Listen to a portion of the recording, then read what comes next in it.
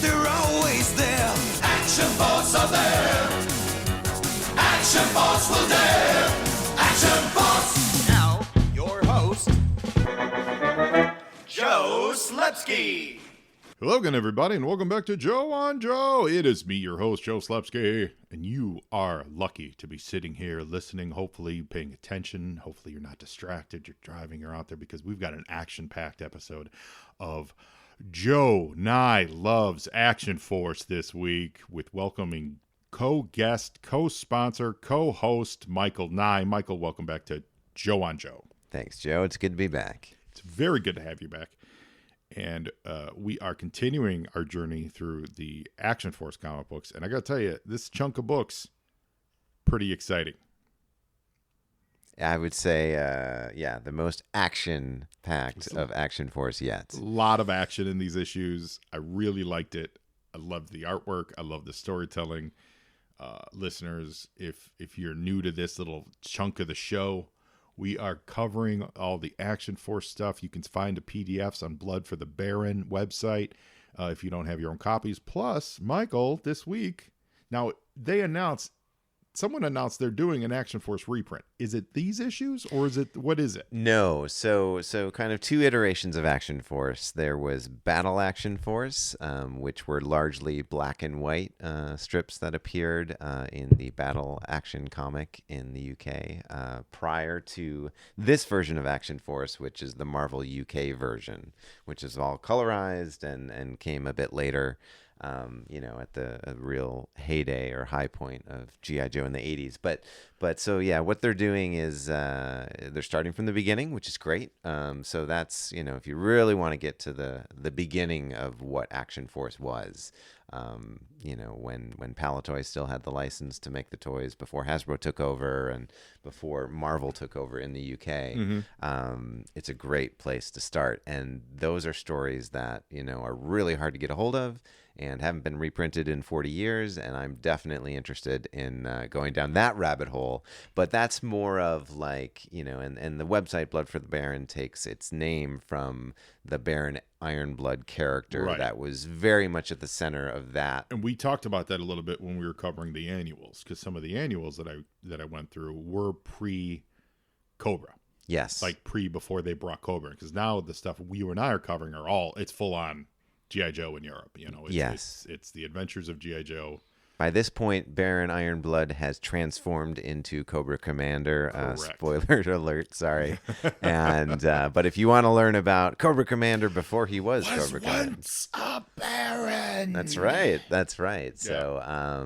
So yeah, different publisher, different set of creative, different creative team, and it's kind of its own thing. Yeah. But at the same time, they did tie them together, which is I'm excited for it. Off the top of my head, I don't recall who's doing it, but just Google it. They're going to be doing it just like the Skybound stuff. Like they're doing it as a Kickstarter, so I'm sure it'll be.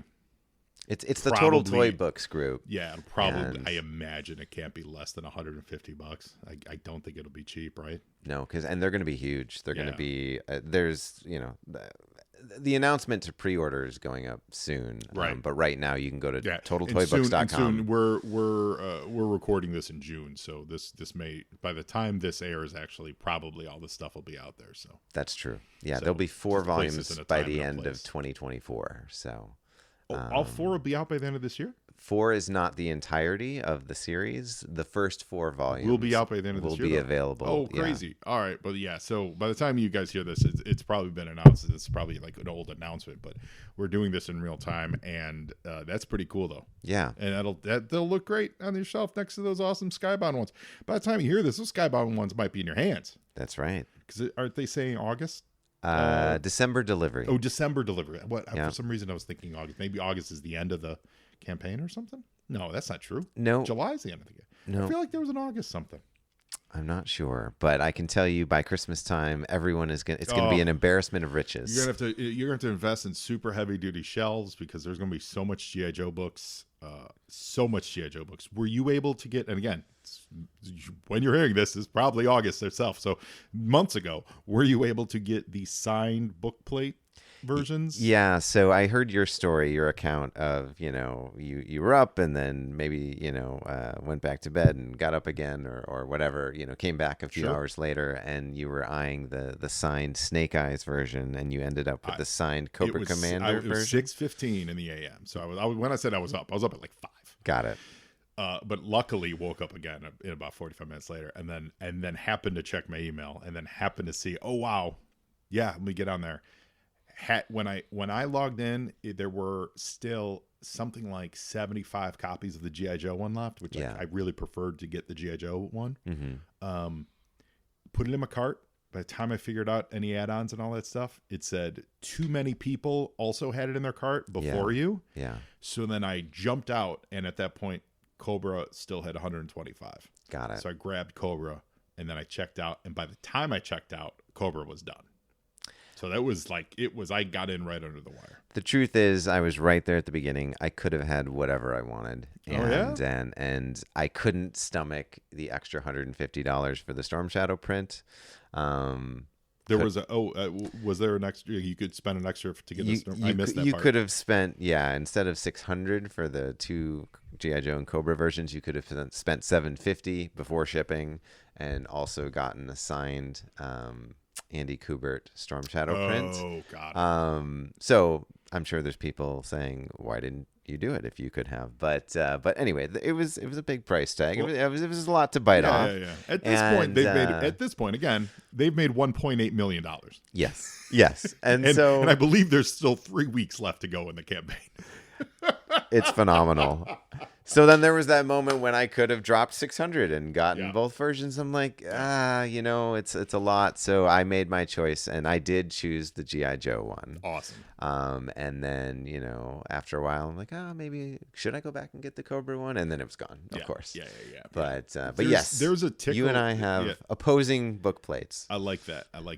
There is a tickle in the back of my brain that is wanting to go get the G.I. Joe one, keep the Cobra one, obviously, because it's got but the one thing I'm actually not sure about is I don't want to unlock my pledge at all because I have that the first come first serve thing. Yeah. So I'm actually very wary about going in and changing anything about the pledge I made. Yeah. So what I might just make a new account just to get another, you know what I mean, to kind of get more. I did do that. Did you? Okay, yeah. Because we were talking our friends Jeremiah and Paul. You guys, I've talked about them a lot on the show. They're fantastic Joe fans. They've been guests and friends of the show and friends of me. We were talking about that. Like, hey, do you want this? Do you want, because we'll just do some swaps. Like, we'll take care of each other. That's like great. brothers. Yeah. It's great. And I'm like, I'm frozen. I can't change anything. I can't help you guys out. I'm stuck because I don't want to risk it and have to deal with it one errant click and then I'm screwed. So yeah, maybe I'll have multiple Kickstarters. Counts. Well, there you go. And how great would that look on your shelf? Both the red and the blue, and then you can mix and match. You could get crazy. Like, why have you built a red, white, and blue American flag diorama of all the books of G.I. Joe? And how much did that cost? And how many times do you need reprints of the same comics? The same thing over and over. Yeah, no kidding. Obviously, there's lots of nitpicks all over the campaign, this, that, and the other. I'm just going to say this with the gilded edges. There's red, white, and blue gilded edges now of the pages. I didn't know that.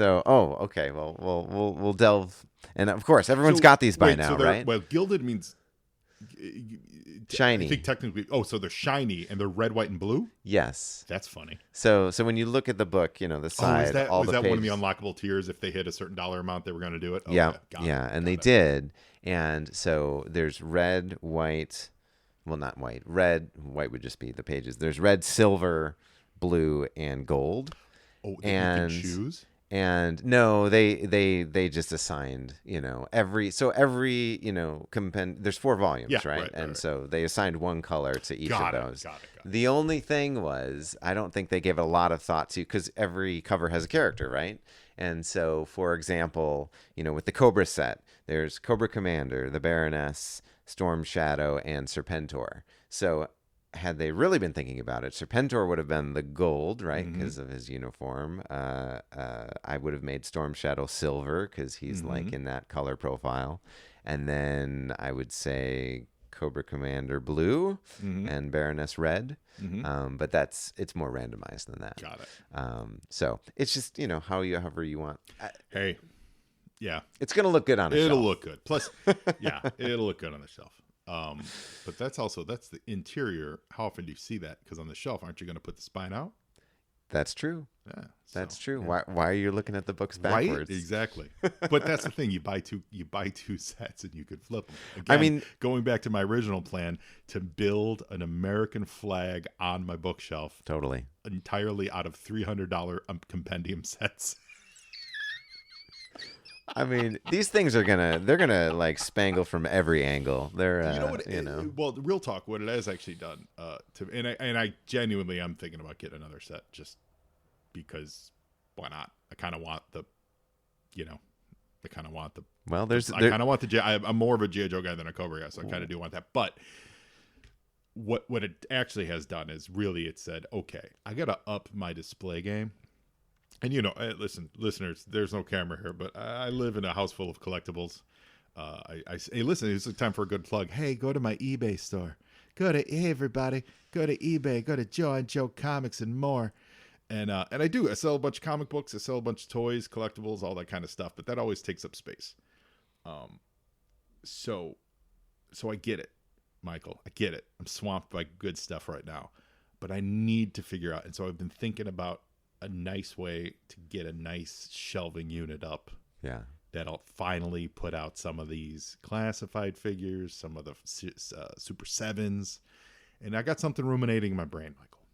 Just saying. By the end of the summer, this may be a moot conversation. Okay. There may be a placeholder for those dope compendiums. This is exciting. It's very exciting. Picture something like that shelf, but with classified figures and just a dedicated shelf. Now I just got to find a place to do that in that room, which is full of boxes. Hey, a boy can dream. That's right. A boy can dream. You know what else I can dream of? I can also dream of thanking our awesome sponsors, because this show is a dream. The show was a dream, and it became reality. And part of that is from our great sponsors, the Movies in a Middle podcast. They keep this thing going every week. So again, we're recording this in June. I think later on today I'm going to see that movie, The Watchers. By the time you hear this, I will have proven to either be folly or a wise choice. I think by the time you hear this, we will all have already seen what I'm predicting to be the movie this summer, Wolverine and Deadpool. That's right. I put Wolverine before Deadpool because in my heart he is. Obviously that's a front runner, but that movie looks great. Oh yeah. Yeah, I can't see me not loving that movie. It's going to be amazing. I don't know if it'll be good. Well, it's going to be amazing. But I think it's going to be right. I think it's going to be amazing. It has to be. I'm on board for it being just amazing. That's and just right. a fan fest of yes. I also, to segue, to branch a little bit, I think the people that run Marvel are not dumb. The Feiges of the world. Not some of the Disney people, but the Feiges of the world. They know what the last few years have been like. They've heard people. Mm-hmm. I think they're righting the ship. I think this is the start of the righting of the ship. That's all I'm going to say. It's an exciting time. There's a lot going on. Yeah, and the thing is, they're always talking about that at the Movies in the Middle podcast. So when you're done listening to these dulcet tones, tune in with them, give them a like, give them a subscribe, and also give us a like and a subscribe at Joe on Joe Pod. That's on Facebook, Twitter, and Instagram.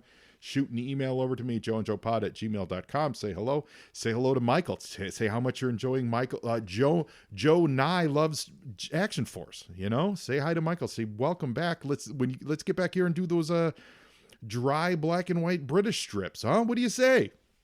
Let's get into it. Full force, everybody. Full force, everybody. So this week we are talking about Action Force issues, was it 10, 11, 12, and 13? That's right. And they're great. Remember, these are 8-page stories, so they go pretty fast. They were bundled in with reprints. 5 pages even, not even 8. They pack a lot into 5 pages. I'm not even joking. when I was reading these, Yeah. I was like, there's so much action here. These got to be 8 pages because the way I'm reading them is they're just a continual PDF, scroll, right? So I'm not going issue by issue. Yeah, there's a lot of action in these. So much gets done. Take a note, modern American comics. It's impressive. They accomplish a lot in 5 pages. So it's great. And we really dig them. They're the books that are bundled in with half of stories of the U.S. comics, and they usually have they tend to have their covers tend to be more U.S. based covers. It's been about half and half. Yeah. But yes, you're right. In the current iteration, and we'll see as we go forward. But of these 4 issues, there's a few dope ones. Yep. The first 2 are reprints of U.S. covers, and the last 2 are originals. Yeah. So And, let's check let's do it this way. Let's check the covers out first, then we'll just kind of go through the story. Sure. And I'll point out, so all 4 of these issues were written by Mike Collins, and then the first one drawn by Kev Hopgood. The second 2 were drawn by Jeff Senior. Thank you. And then Kev Hopgood came back for the final issue again. So issue 10, they're using the Zartan fighting a dragonfly cover. Yes. Was that was 24? 25. 25. That was 25. So yeah, that Issue was 25. with new colors. But yeah, it was a Mike Zeck cover. Yeah, really nice. They also, and this is me not doing any reference check. It looks like they've zoomed in. Yeah. And it's a bigger format too. Yeah. The actual book, it's magazine size or close. That's what's frustrating about these is storage from a collector perspective. They are about 1/8 of an inch too large for magazine bags height wise. They're perfect. Their width is perfect. Yeah. But the British size is like 1/8 of an inch too high. So if you're going to pack them in mag boards, you got to be careful to not bend that top 1/8 of an inch. Yeah. It's very frustrating to keep them in good shape. But yeah, so it looks like it's zoomed in a little bit, but then it's also because it's blown up. Maybe that's also giving that appearance as well. Sure. But it's that great cover. It's Wild Bill and would that have been Airborne? Yeah. I think that's Airborne in the Dragonfly in the there. dragon, the jump seat, and Zartan riding the swamp skier. Which, by the way, there's some swamp skiers that happen in these The issues. water moccasin. Or I'm sorry, not swamp. Sorry, swamp strike. Water moccasin. There's water moccasins in the Action Force book that look dynamite. Yeah, and they've got them like on open ocean. They're Like- yes, those water moccasins are all about it. I literally couldn't remember seeing them used that well in the regular Joe books. Copperhead is nowhere to be seen. No, he's off getting pythonized. That's right. Yeah. That's right. But the water moccasins, and there's multiples, are incredible. Yeah. Now, issue 11 is the Snake Eyes cover, and this is what's interesting about this. Do you know where this was originally used? Yeah, so this is also a Mike Zeck cover. Right. It was from issue 53 of the G.I. Joe run. And but And what was it a part of? The line wide event? move. Yeah. I remember it had the border, the frame border with all the Marvel superheroes It was around the Marvel 25th anniversary. Yeah. And so they did the frame border with representations of pretty much every magazine, every book they had going on. Got it. And then they tasked all the books to do these solo headshots. Wolverine had one. Storm. I believe Cyclops was on X Factor. Okay. Obviously Spider-Man, but they all had these, these books. They're not hard to get, but I have seen prices go up on them because people are now like going, oh, let me get a collection of all those books. Thor had a great Simonson one. Mm-hmm. Let me get one of like every one of those. I think the Thing was Burns. I think it was no, it wasn't Byrne, but I think it was the Thing though. Okay. Anyway, for FF. Anyway, so you guys know those covers. You've all seen those covers. They've also been parodied a lot too. Reason I bring that up is, what about this? We normally don't see this much of this drawing. Yeah. It was cropped for the U.S. version to zoom in on Snake Eyes' face. These shoulders, that's new. Yeah. That's pretty neat. That's why I was looking at this earlier. My brain was, again, firing going, there's something weird about that. Why have I not what's unfamiliar about that? And it's because they zoomed and they cropped it for those profile shots. Yeah, it's really cool, and it's very clean without that framed border. Yep. And it has been recolored. He's a bit more purplish here than a little more cartoon purple. I have one of the statues. Like they're putting out statues that are both cartoon and then also comic accurate, and it's the same figure. They just color them purple or whatever. I think it was a bobblehead or some snake eyes or something in there, and my wife looked at him and goes, "Why is he so purple?" And I was like, "You don't understand. That's the cartoon version." It's Pride Month, Joe. Oh, it's Pride 100%. Month. It's Yojo June. Speaking of that, they got a great G.I. Joe Pride T-shirt out there. Yeah, I thought that was awesome. It was really great. It's subtle in the sense of not garish and ugly. Yeah. Like it's just saying I'm G.I. Joe, and then you look close and you go, "Oh, there's the Pride colors." I thought it was great, but also very 80s. Very retro. Yeah, it's got that retro video game thing going. I really like that design. I thought that was really sharp. It's very cool. That and the Transformers one too. Oh, I didn't see that one. It's similar style. Yeah. So I love it, and I love seeing him in his cartoon look. I think it's a fun gig. I've got two of those now, two purple statues. I think it's because those don't sell as well. Yeah, and so I wait till they go on discount. Sure, and I'm not even joking. Totally. The other great thing is Snake Eyes iconically is holding his Uzi on this cover. And inside of this issue, there's another Technical Arms Compendium page. Okay. The voice of Footloose from Action Force is telling us about two things, and they're both they're both firearms, and the first one is the Uzi. And then they also go on to talk about Flint's shotgun, his Winchester 12-gauge shotgun, his trench gun known as the Defender. Did you have Uzi noises when you were a kid? Did you do the gun noises? Yeah. Oh, totally. We've talked about this on the show with other guests. And I can't remember who made it, but we definitely had a toy that was like a very lifelike. Oh, I had that. Yeah. Uzi. Yeah. That was amazing. A squirt gun?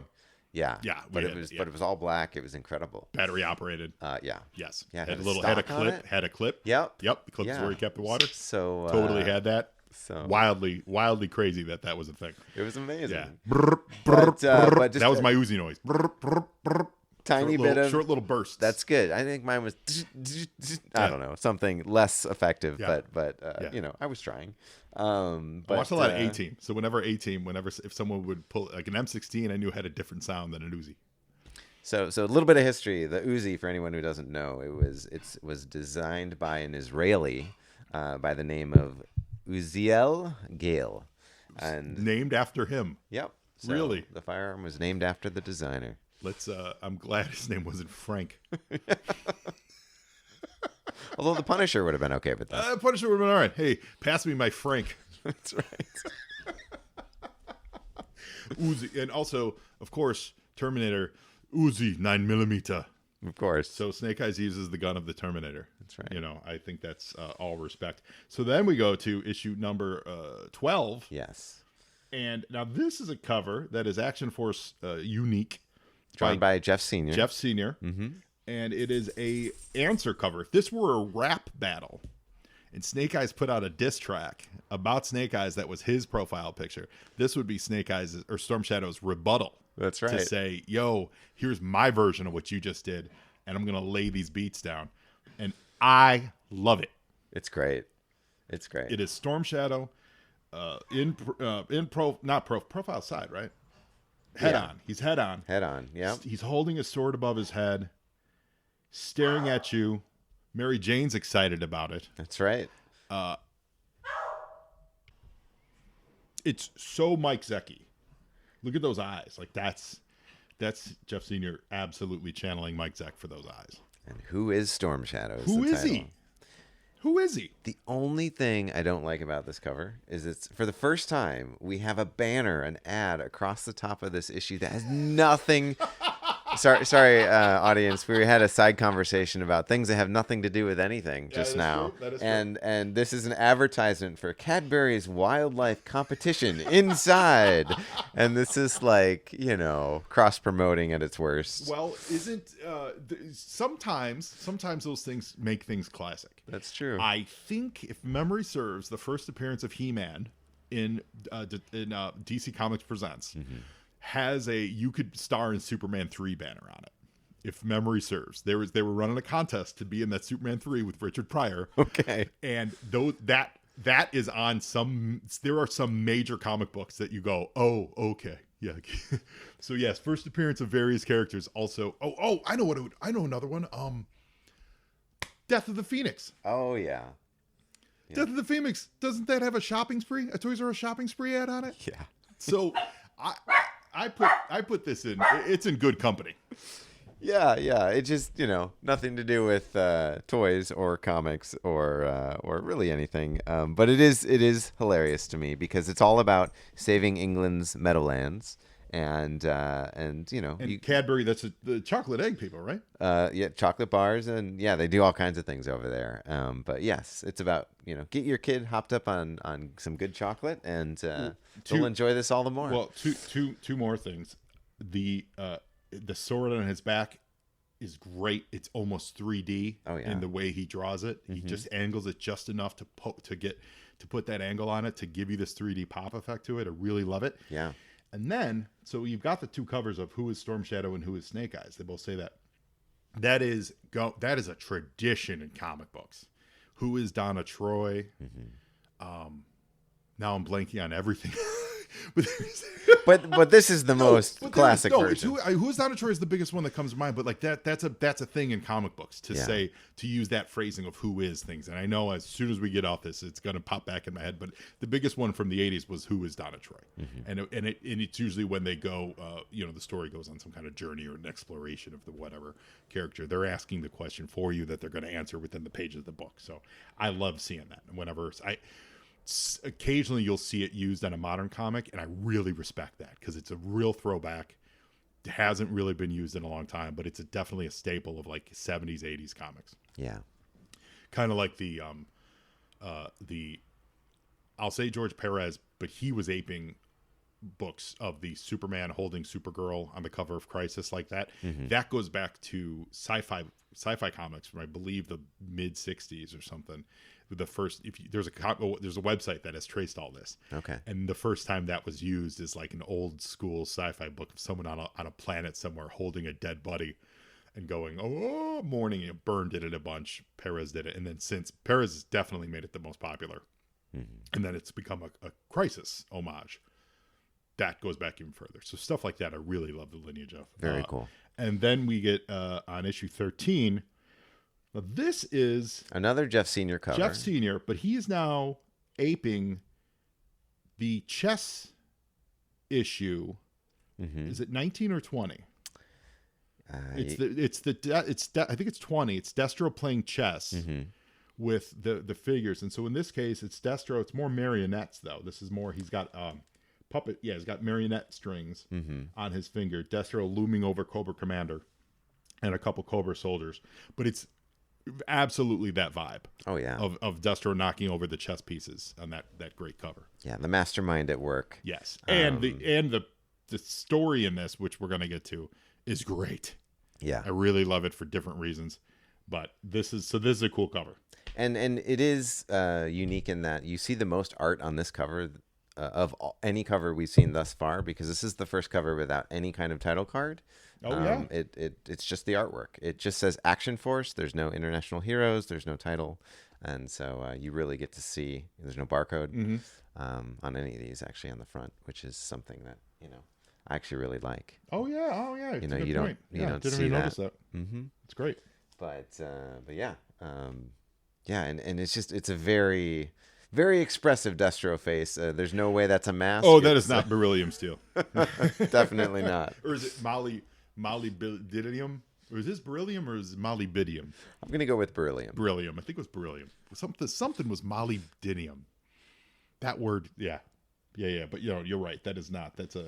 That's one of those dudes who paints himself silver and hangs out on the boardwalk. That's Destro. Destro in these Action Force comics, he definitely is the main baddie. He really is, as we'll find out in this one. He's the mover and the shaker here. So let's jump into it, man. Totally. Action Force, the first story is called Moroccan Roll. We're in Casablanca. Trying to think of a pithy thing to say about the movie. I can't right now. Something like Oh, what's the line about where people go to? Isn't that from the movie? Is something like people go to disappear or something, like they go to Rick's to not be seen or something like that. What is the line from Casablanca? Oh, Which, by the way, listeners, if you're listening to this and haven't watched Casablanca, just do it. It's really good. It's been a long time since I watched it, but there's some line about how the reason people go to Casablanca. sounds like we all need to go back and watch it. Yeah. Well, yeah. Jog our memories It's here. been a while, yeah, but it's really, really great. Yeah. So Casablanca is just it's a romantic, evocative place to set your story, right? It's if you're setting it in Casablanca, you're playing on the tropes and the mystery and the anything can happen-ness of what that movie represented, of the don't trust anybody of what that movie represented. So I love that they're doing that, and it's totally comes into play this issue with our friend Farouk. He's a great character. Yeah. So we feature Alpine, Dusty, not my Dusty. Not my Dusty. It's really not. Like, they even got him in green. He's not even in... He's in the desert, Michael. It's true. He's actually in the desert. And they commented in the dialogue. They're like, Dusty, if you look, that first bit. Oh, yeah. It says it's my kind of terrain. That's right. But he's wearing green. Green, yellow, you know. And I get it. Limited color palette choices at the time. If they were to do yellow, he probably would blend in very much with the sand. Yeah. I understand that. But still, maybe go brown. It's true. If the sand's going to be yellow, maybe I would say Alpine's legs are brown. Yeah. That's a brown that could absolutely pop on Dusty. Completely. I don't get it. I don't get it. And, and Alpine looks true to Alpine. Alpine looks great. And he's, actually I know that this is June, right? Yojo June, the G.I. Joe Classified Alpine figure was just exciting. Did you pre-order announced. it? I did, because he is one of my favorite, more secondary characters, I guess. Yeah. Well, on the show, in the movie, he was a star on the show. When Nemesis Enforcer breaks in to steal the BET and it's Gung Ho, Alpine, and Bazooka and he's like, keep splicing. Yeah. He had me. Alpine and Bazooka were the Abbott and Costello, and Quick Kick was like the Jerry Lewis. You throw a little Jerry Lewis in there, and they were awesome. Little foreshadow. Quick Kick, by the time we get to the end of these 4 Yeah. issues, a very different Quick Kick. I like it. I like it a Is lot. going to make his first appearance in Action Force, but we'll get there. Yeah. So they're walking down the streets, the 3 of them, Jay, Dusty, and Alpine, walking down the streets, and they meet their friend Farouk, who is a Middle Eastern man clad with the Shriner's hat? Shriner's hat. Yeah, there's a fez. I know. It's a Fez, yes, He's got a thank you, fez. Yeah, thank he's got a. You remember like 20 years? It was maybe 15, 20 years ago. Fezzes were a thing, and it was like people started wearing fezzes around, and there was a fez club on the internet. Do you remember this? Not really. It not was really. a thing. It was absolutely a I thing. was It living in Wisconsin at the time, and I don't quite remember that. in Wisconsin, they never stopped wearing the fez. That's they were true. like, there's probably so many Shriners in Wisconsin. That's true. The Shriners would drive down the street on their carpets. Yeah. Right? Remember Yeah. this? And they'd be in your local parade. They'd be on these carpet go-karts with their fezzes. I never understood what they were doing, but it was always exciting to see them because they were the dudes on the go-karts with the funny hats. Yeah. God bless them. But none were as cool as Farouk. None here. were as cool as Farouk. And he looks like he's straight out of a Bond movie. Completely. What I love is he's got the fez, so he's kind of gives him the old world look, but then he's in a modern business suit, which I think absolutely works. And he's telling them, "Hey, there's some trouble at a Cobra base." Does he? I know he gives them the information. Does he say it in here, or do we just learn next time? He says, He says we need to talk elsewhere, Yeah. and he starts to tell them about this oil rig. and then right out of a Raiders movie, there's a snake charmer who's charming a snake, and then his slide whistle thing turns into a blowgun. That's right. Since we're doing Uzi noises. And he blow darts Farouk right in the neck. Dusty and Alpine, they chase after him. Lady J helps her buddy Farouk. And again, this is all very Raiders. Yeah. They're running through the market square. They run it. They just they trip over things. The assailant gets on a horse. Assailant gets on the horse. Yeah. Very much Raiders. Very much an Indiana Jones adventure here. So they decide, because he's on a horse now, that they've got to catch him, and they've got their first appearance of the Awe Striker in I love it. the Action Force universe. Awe Striker, well, it's drawn very, very much to toy, but it really does look like Herbie the Love Bug there. It does. It's got a little bit of Herbie in it. It Maybe does. it's just the angle, Right. the smile on its face and the glint in its eyes. Well, and the fact that it is missing an iconic element, which is yeah, it its doesn't 4 tires. All wheels are gone. Right. Because the plan is to, get in this thing and pursue, but the tires have been stolen. Tires have been stolen, so it's making a commentary on the crime in the streets of Casablanca, and they also, for the record, they also stole the giant machine gun, the blazer on top. It's been stolen. I'm assuming it's stolen because why would you not drive around with an Awe Striker with the giant gun on top? They don't comment on that part. No, they don't. It's because they don't want to tell anyone. That's true. It's like when you see in the movie and a cop loses his pistol, and he's like, "Don't tell anyone at the precinct that the bad guy took my gun from me." That's what's happening here. Yeah. They're like, don't tell anyone that our gun got stolen. So they steal some horses, and it is on for about a block. Yep. Before the swordsmen, Cobra agents, that at first I was like, are they Crimson Guard? Because you can Think Red Ninjas, but sleeveless. yeah, they're very much like when the Red Ninjas would pop out of nowhere. It's true. Arabian Red Ninjas. So this is a great page to jump in here and pause. And so this is Kev Hopgood doing the art. And I love his camera choices on these pages. This, where he put the camera with the horses and the ambush attack and all that stuff. The horses look great. Low angle looking Low up. angle, yeah. His decisions of where to zoom in, zoom out, what angles to put it, honestly are really, really good. I enjoy them quite a bit.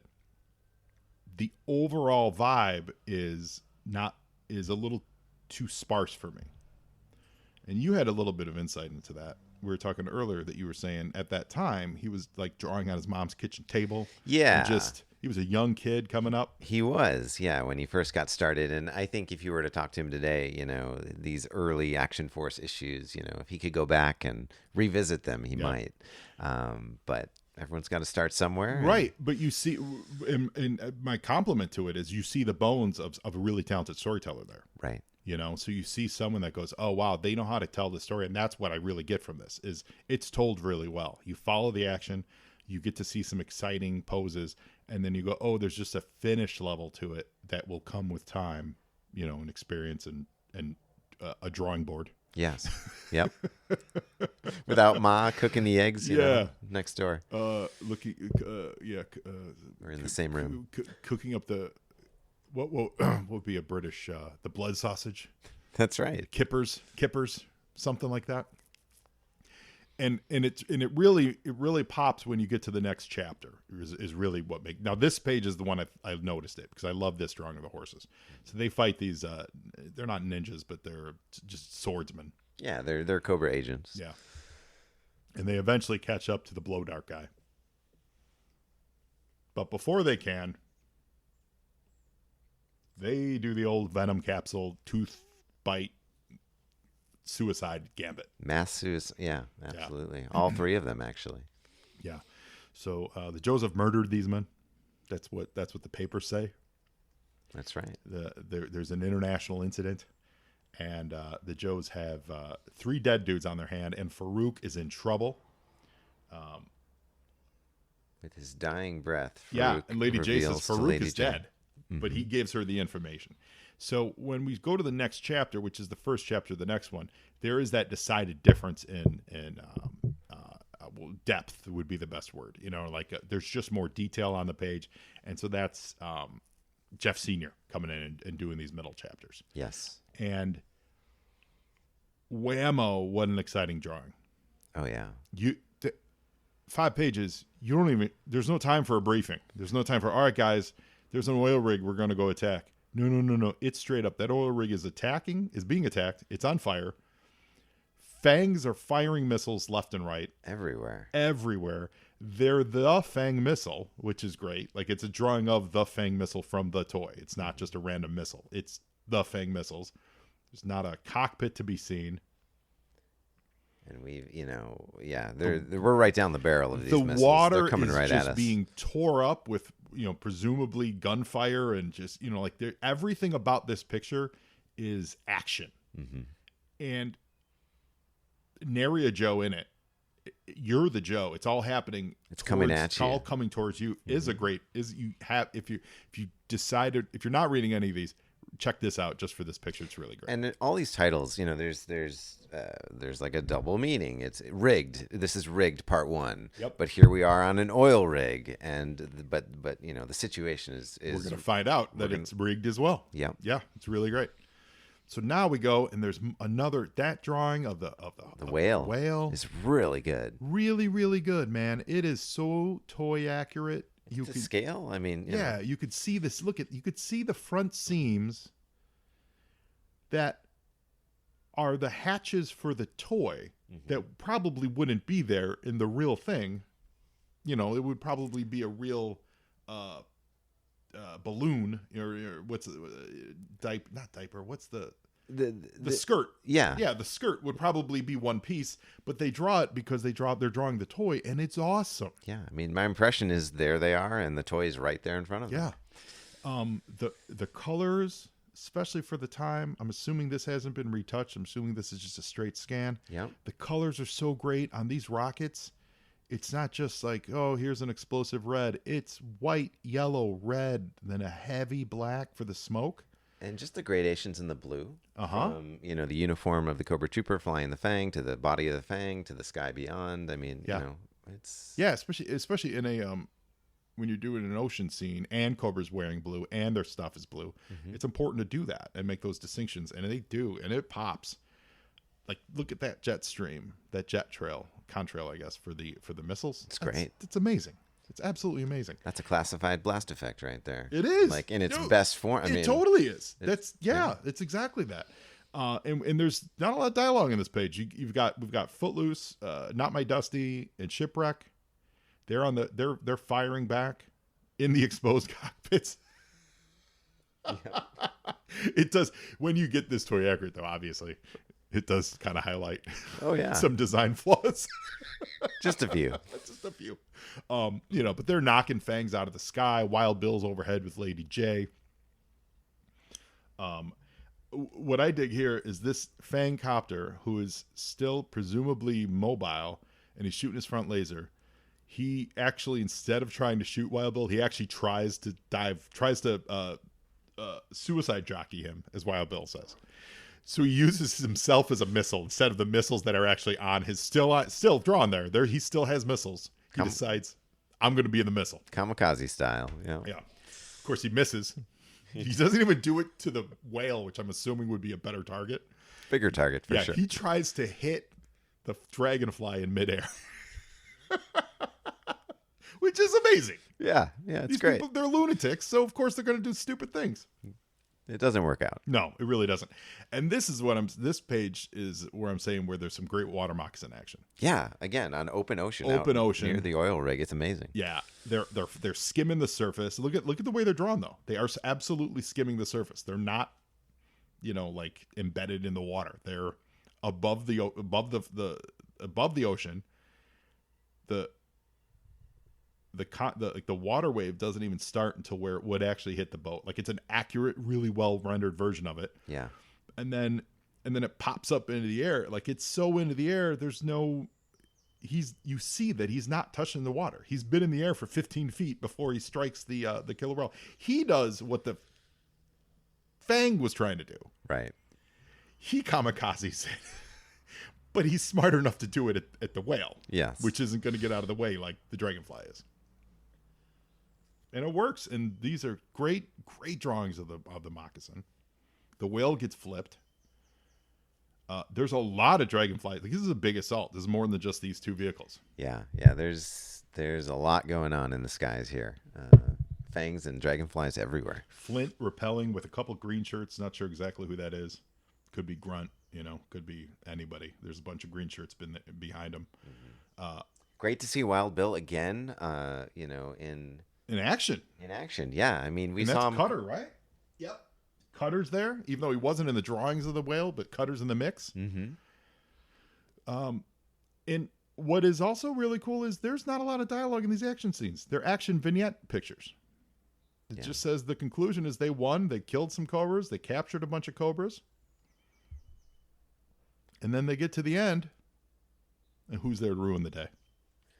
Destro comes flying in on his private chopper. Yes, he does. And he makes it known that this is all legitimate, above board, that he owns this oil rig. And so we've got an unusual expression. We don't see this on Flint's face too often. No, we really don't. We really don't. This is actually that face. We were talking about John McCrae last time. That's a McCrae face. Yeah. Well, again, whether it's intentional or not, we still don't know. But that's the kind of face that McCrae would use in Hitman a lot. Flint is so shocked that his beret has changed colors. On the same page. On the same page. It goes so. In the one panel, it's brown. So apparently Flint has crapped his pants because he saw Destro. And then the next panel, it's green because now he's sick to his stomach because they just violated international law. Yeah. Yeah. And this Destro face, very sinister, very while shiny, very non-mask. Definitely not metal again. There's no effort to make it look like a metal mask. But his medallion's different, a little bit different. Doesn't have the red gem in it, but it. Let me see. Yeah, it's just sitting at an angle. I was gonna say it's a little triangular, but it is square. It's just flopping out. But they seem to omit the big red crystal in the middle. I definitely think the colorist was a little off at this issue because even in the Tactical Arms Compendium that I was referencing earlier, there's Footloose telling us about these firearms. But his mustache, I'll show you. His mustache is all green. Footloose's mustache? Yeah. So this is not a Halloween issue. We're not dressing up like the Joker, but there were definitely some flips. Footloose was played by Cesar Romero. It almost makes me wonder if either someone was colorblind for a moment or what, because both Flint's beret, which should be brown, was turned green in a couple of instances, and Footloose's mustache, which should have been brown, was turned green. Well, I don't know if you know. I mean, back then, technically, the coloring was not done by the color. The colorist would tell you, they'd give you a color guide, but it was technically done by a person at the plant. Yeah. Skilled, but still a person at the plant. So I feel like one digit of the color swatch number or whatever was off. Right. So one Pantone. So number. With all that shockingness, that beret changing shock, we now cut to. I love this comic book tool. They do it in movies too. In movies, it always feels heavy-handed. I like it in comic books. I think it's because you're reading already, so it works to read some exposition, and it takes the place of a narrator caption where it's a newscast or a radio or news or radio or something, and it's just a broadcaster, and they're there to fill you in on everything that's going on.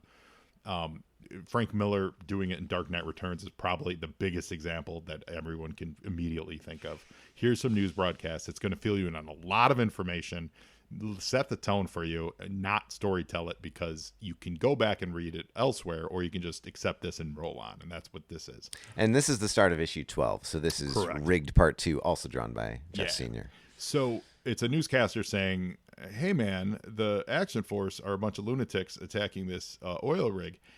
And what I dig about this too is, if the last issue started with that amazing oil rig action explosion, this one starts with the same angle, same shot, but it's just smoke, crashed dragonflies. Like there's no, if you notice, I don't see a fang. It's not, or is that that could be a water moccasin though.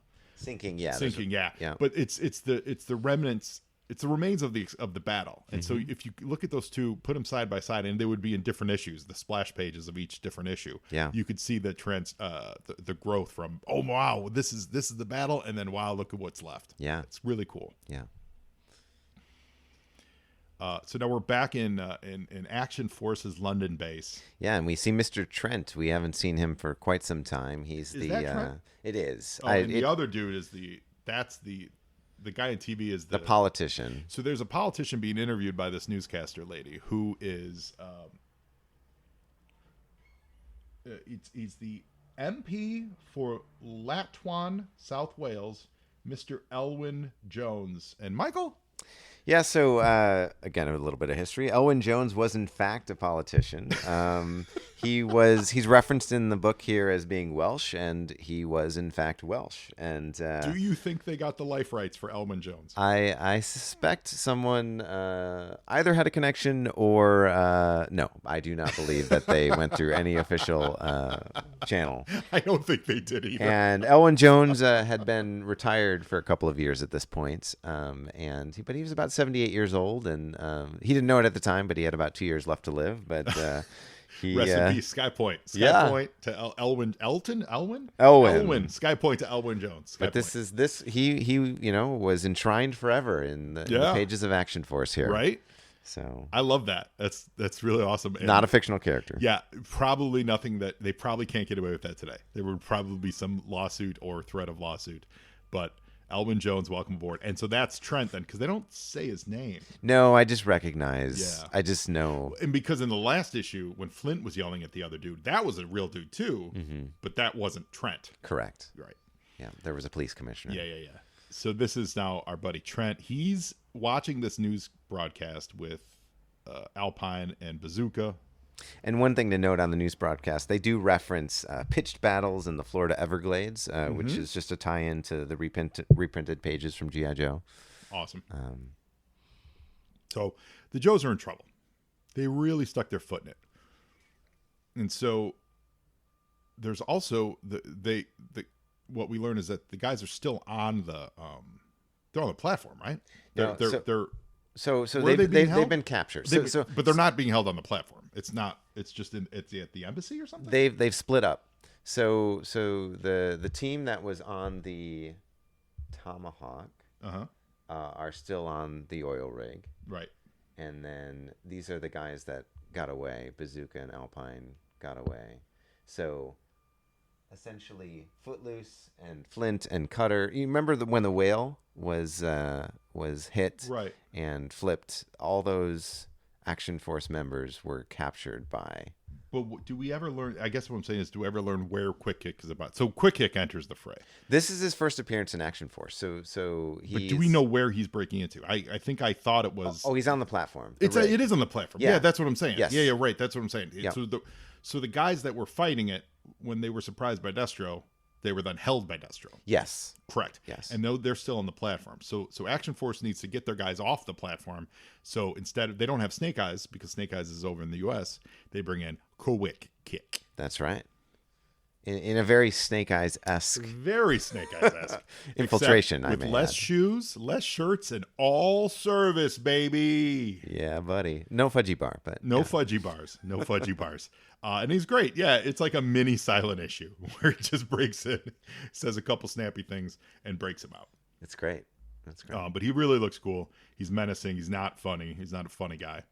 And I will see in the future, but from what I understand, Quick Kick becomes a fairly prominent character moving forward. Oh, great. In Action Force. So look out for more Quick Kick. And what I dig about the way they tell this is all of this Quick Kick action is punctuated at the top of the pages by the news broadcast. So you've got the British dude who will rest in peace 2 years from now. He's saying how terrible they are, how much they're doing it, but then you can just imagine it just keeps cutting to the action. So you could imagine, if you're watching this live action, seeing Quick Kick doing this and hearing that guy continue to talk. Yeah. And his voiceover saying, they're terrible, they got to do this, they got to do that. Meanwhile, you get this great kung fu dude coming in, breaking dudes out. They're busting heads. They're in the, shipwrecks, busting heads in the hallway. Lady J, they're cracking people. Like, these are fun stuff. And over that is the specter of this political pressure. Yeah, and it to me it felt a little bit like the jugglers in Very in much the Marvel so. G.I. Joe stuff, because he's trying to shut Action Force down. Yeah.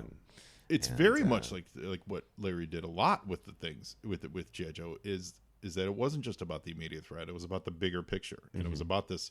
There was always a secondary threat of think about how great Cobra Island was. It was a great adventure. But meanwhile, he would just cut to these lawyers going to New York. What are they doing? Yeah. And then boom, there's big explosions, and we're taking Cobra Island. We took it. Hey, guess what, guys? Last page. The lawyers in New York said Cobra Island's theirs, and you got to get out. Like, same vibe. They did it. they would do, they've done, that's a feel like that's a staple of G.I. Joe storytelling, of always having this background political, not just guns and bullets machinations going on. And that's what we're seeing here. Because obviously this dude who, is about to die in 2 years, this dude is some kind of, he's a stooge of some, you're like, I don't trust him. Like, he's a mouthpiece for Cobra. Well, and with Destro kind of being the main baddie here in these pages, we're talking about subsidiaries of Mars, essentially, or various fronts. And so the company that owns this oil rig, this Argent Corporation, is basically a front for Mars. And later we'll get to it, but there's reference to Silver Smile Manufacturing, which is another subsidiary of Mars. Okay. That Destro operates. Smile, Destro. And I just love that it's Silver great. Smile. It's that's hilarious. Really great. I like that a lot. So it wraps up with Quick breaking them out. However, Destro watches the whole thing. Yeah, and in some ways they're talking about on the news, if they don't go through the proper channels to be released, if they just break out on their own, that's all the more reason we can't trust Action Force. Force. They fell into his trap by breaking their own guys out.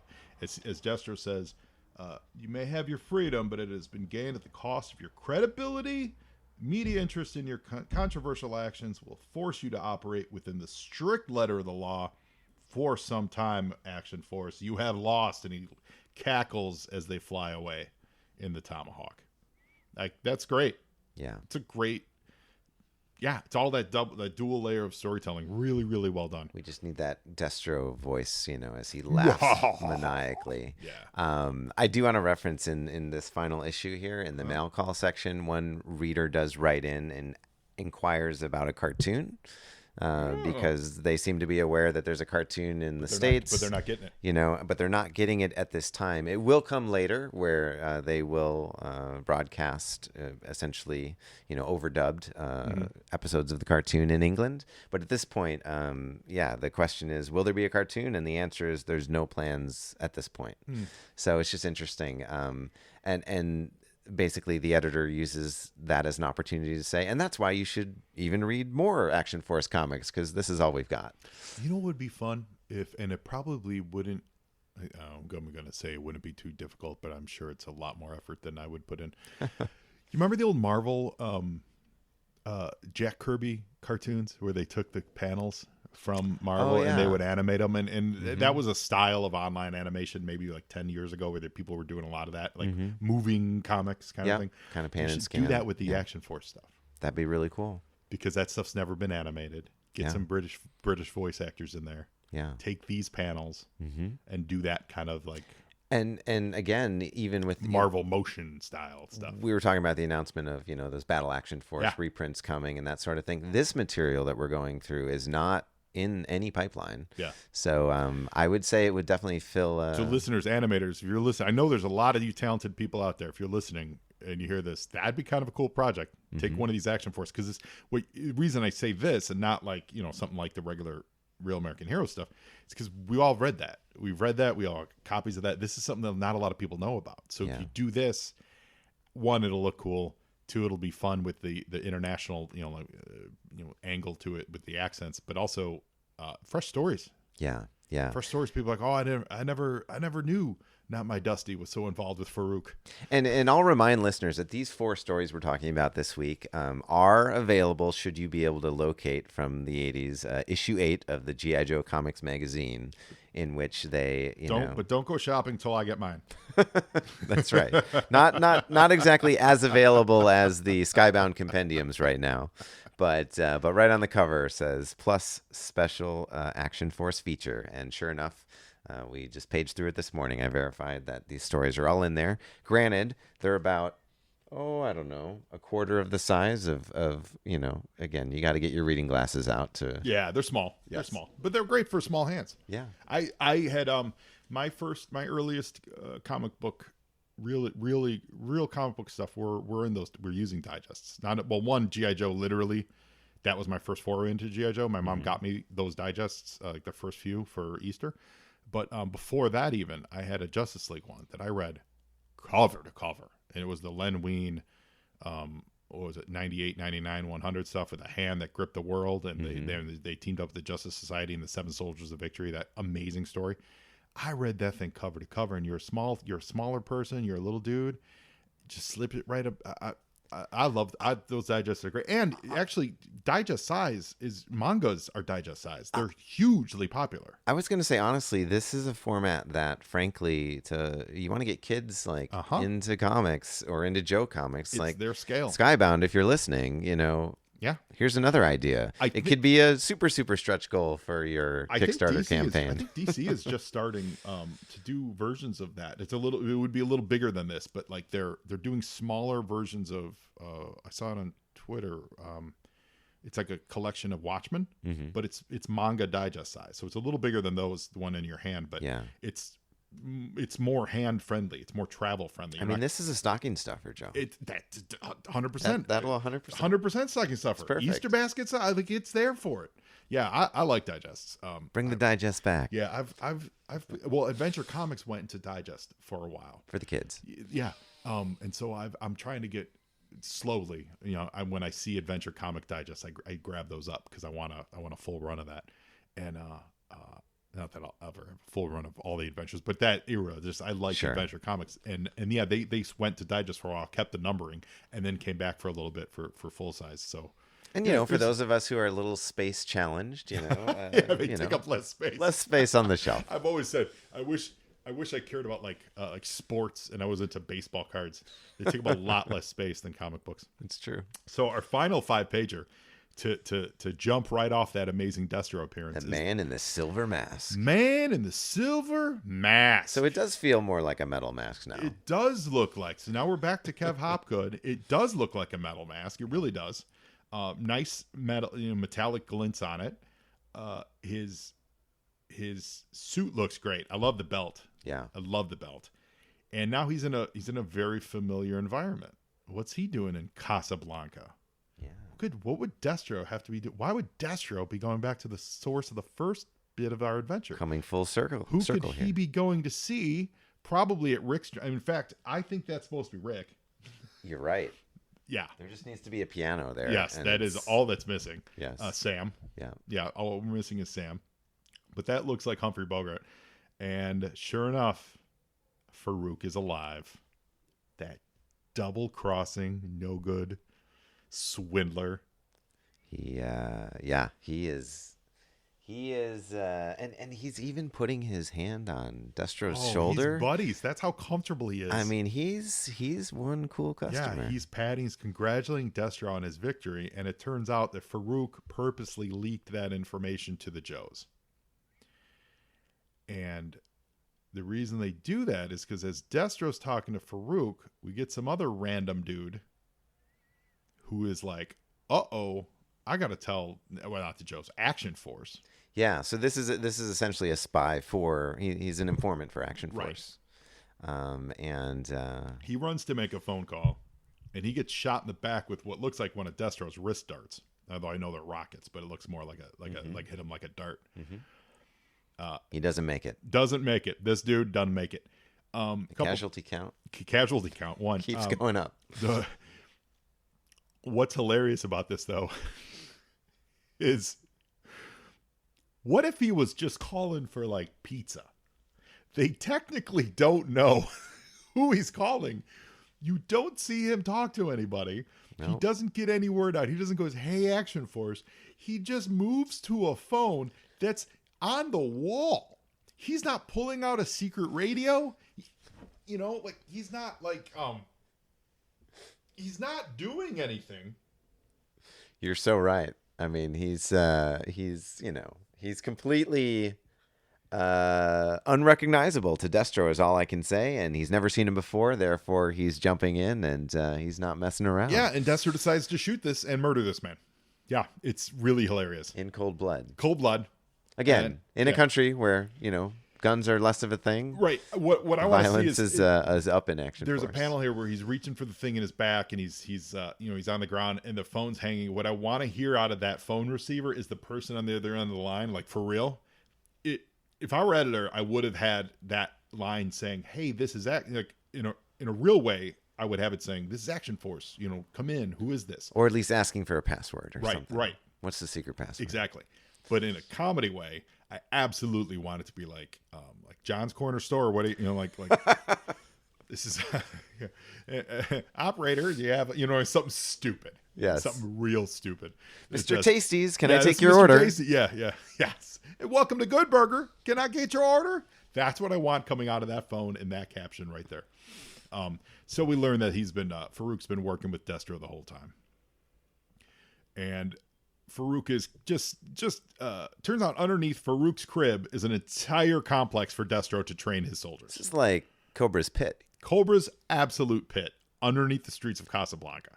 So Once again, proving Cobra has a better funded operation, better marketing, better vacation spots. Everything about Cobra is top notch, and G.I. Joe has to deal with gobbledygook. So Destro goes down. There's soldiers training, and I love it. He says something like, "The human body is the best weapon."